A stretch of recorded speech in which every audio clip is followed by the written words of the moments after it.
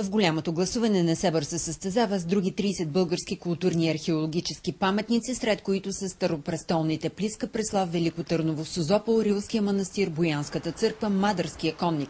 Местните жители са убедени, че забележителностите на техния град са достойни за първото място. Несебър заслужава да бъде на първо място, тъй като смятам, че притежаваме най-хубавите паметници на културата. Ти ще подкрепиш ли Несебър? Да!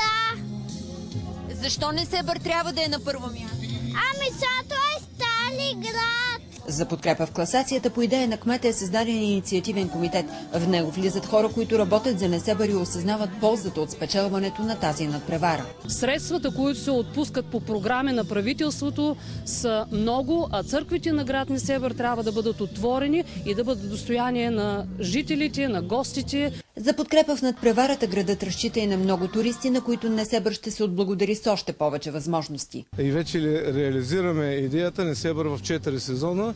Тези, които искат да видят спокойния Несебър, да видят цвета на морето през зимата, вкусът на прясната риба. Гласуването става 2 месеца след като част от жителите на града бяха подели подписка Несебър да бъде изваден от списъка на ЮНЕСКО заради незаконни обекти. Повечето дори се подписваха, но те се подписваха за да не се бутат къщите и в един момент се оказа, че се подписвали за ЮНЕСКО. Верно, имаше и хора с негативно мислене, но аз мисля, че не това е начина и аз мисля, че ние постигнахме диалог, постигнахме чуваемост с институциите. Гласуването продължава до 16 февруари.